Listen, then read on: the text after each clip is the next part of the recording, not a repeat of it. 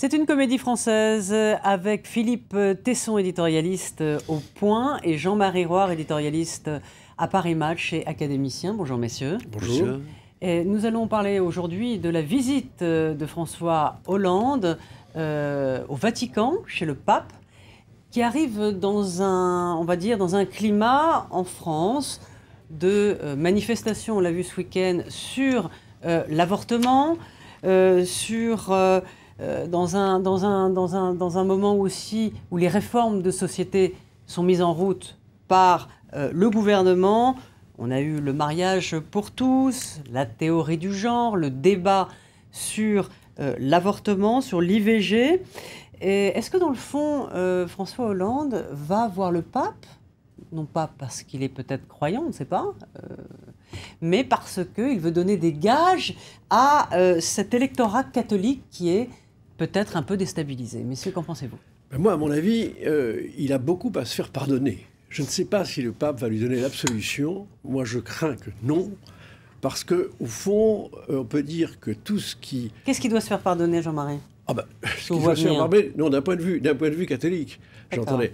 Le mariage pour tous, ça me paraît déjà une chose. Et puis ensuite, l'ensemble des réformes éthiques qui sont en préparation, que ce soit l'avortement ou que ce soit la fin de vie, c'est vraiment le chiffon rouge devant les catholiques. Mais ce qui me paraît plus grave, moi, c'est ce qui sous-tend le projet socialiste, et qui apparaît d'ailleurs dans l'éducation, avec Payon, il y avait un très bon article de Jean d'Ormesson sur cette question, c'est qu'au fond, il y a le désir d'éliminer à la fois la religion et tout ce qui a constitué la France depuis toujours, c'est-à-dire avant la Révolution, c'est-à-dire de faire une France archi-laïque sans que le spirituel ait sa part. Or, une société, qu'on le veuille ou non, il faut qu'elle ait une coloration spirituelle. C'est mon avis, et c'est une erreur. La France a une tradition chrétienne, c'est une erreur d'essayer d'éliminer, de pourchasser, comme si c'était le diable, dans tous les éléments, et de faire une société... Vous dites les racines chrétiennes de la France, comme l'avait fait d'ailleurs, à l'époque, l'avait dit Nicolas Sarkozy, président de la République, ce qui avait pu choquer effectivement les laïcards. Philippe, votre sentiment là-dessus? Écoutez, je dirais d'abord que la visite au pape d'un président de la République français est un grand classique de la vie politique. Je ne sache pas qu'un président de la République, depuis l'avènement de la 5e, ait échappé à cette règle. Voilà, nous n'avons pas eu de président marxiste depuis De Gaulle. Même un président marxiste, je crois, aurait obéi à la tradition. C'est tout dire. C'est un classique. Donc ça ne me choque pas qu'il aille voir le pape. Alors, reste le fond du problème que vient de commencer à évoquer Jean-Marie. Alors, je dirais, c'est très particulier la conjoncture d'aujourd'hui par rapport à ces 50 dernières années.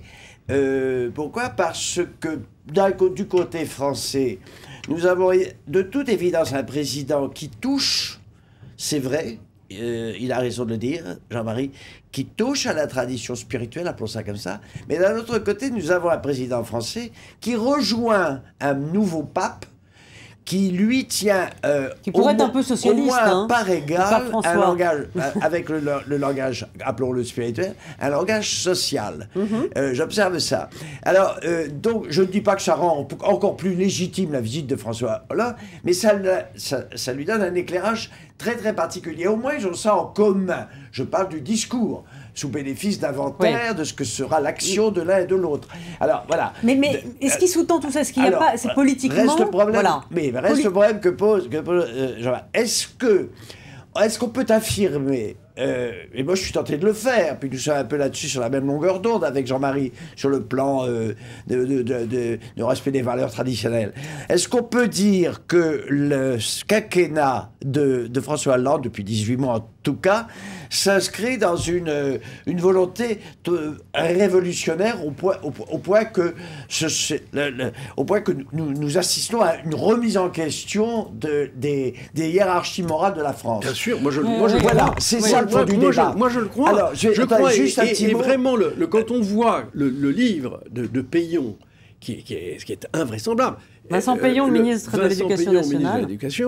C'est très inquiétant, puisque c'est le désir d'expurger, finalement, de la France, l'histoire de la France. Voilà. Parce que l'histoire de la France, avant la Révolution, pour lui, tout ce qui a été là, bien sûr le catholicisme, bien sûr tout cet ensemble de traditions monarchiques, bon, tout cela, ça introduit une notion d'élitisme qui, pour lui, est le mal. Et d'ailleurs, il n'y a qu'à voir ces dernières décisions.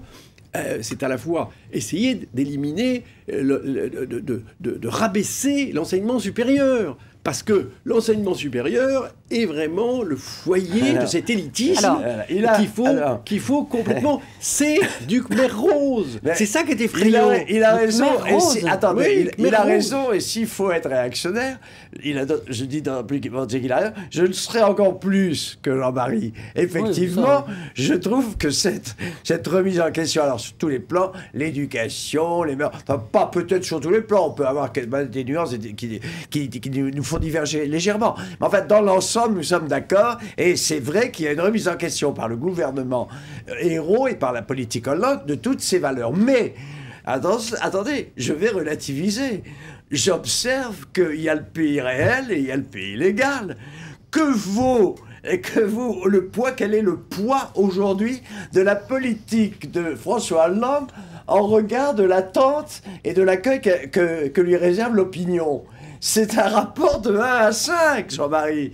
Hollande, la pensée de Hollande et la morale de Hollande et de Péillon et de leurs amis ne représente, si on se réfère au sondage, ne représente que 20 à 25% de l'opinion. Et moi, ce qui m'intéresse, c'est ce que pense la France. J'observe. Mais les lois qui sont faites, c'est des lois qui vont s'appliquer, le mariage pour tous. 7000 mariages pour tous en 6 mois. Peut-être, mais la loi est la loi est le même. Oui, et maintenant, le développement de la théorie du genre. Vous croyez que le pape va être heureux de voir qu'il a un président qui soutient la théorie du genre? C'est-à-dire qu'il n'y a plus de femmes, il n'y a plus d'hommes, on ne sait pas, il y a quelque chose d'indistinct. Expliquez-nous la théorie du genre. La théorie du genre, c'est de considérer que finalement, au départ, on n'est ni homme ni femme, on est quelque chose à déterminer, et que c'est la société qui vous oblige à devenir un homme ou vous oblige à devenir une femme pour vous faire rentrer dans des moules. Nous sommes absolument d'accord, mais personne n'adhère. C'est consternant, c'est effrayant. Et quand on pense qu'il y a des écoles dans lesquelles on commence des expérimentations sur cette théorie du genre, je ne crois pas que le pape va être très heureux et que quand il va voir François Hollande, à mon avis, il va avoir une explication. Le pape est un homme informé, dont l'entourage politique a informé, et dont l'entourage politique auprès de qui l'entourage politique a relativisé le poids intellectuel, moral et politique de François. Je suis d'accord. Nous sommes d'accord. Je vous dis que je relativise, car et c'est ça qui m'intéresse, moi. Ça m'intéresse beaucoup, comme vous, de faire de l'analyse politique, mais ça m'intéresse aussi de faire de l'analyse sociale. Vous faites une opposition entre pays légal et pays réel. Qu'est-ce que la France? Je dis que l'homme ne représente pas la France. L'harmonie, c'est que le pays légal rejoigne le pays réel. Évidemment. Et là, on est en train d'opposer le pays légal et le pays réel. Mais j'aimerais aussi qu'on reporte le débat sur ce problème. Qu'est-ce qu'aujourd'hui l'homme français, qu'est-ce que représente la société française, qu'est-ce qu'elle pense? Et moi, c'est ça qui m'intéresse. Et j'ai encore lu la semaine dernière. Elle est assez protéiforme, cette société. Elle est assez conservatrice. Alors voilà, on l'a vu. Je veux dire. Et c'est le fond du problème. Alors, ça a un intérêt politique, parce qu'on voit qu'il y a un hiatus entre la France et sa représentation politique. Mais on voit aussi, on fait une réflexion intéressante sur la réalité, sur la vérité des comportements et des mentalités françaises. Comment est-ce que les Français ne se sentiraient pas menacés, puisque à la fois les décisions maintenant viennent sur le plan européen, on a une marge de manœuvre qui est de plus en plus diminuée. On a à la fois une sorte, par la décentralisation, on voit que la décision, l'unité française est un peu disloquée. Donc c'est vrai.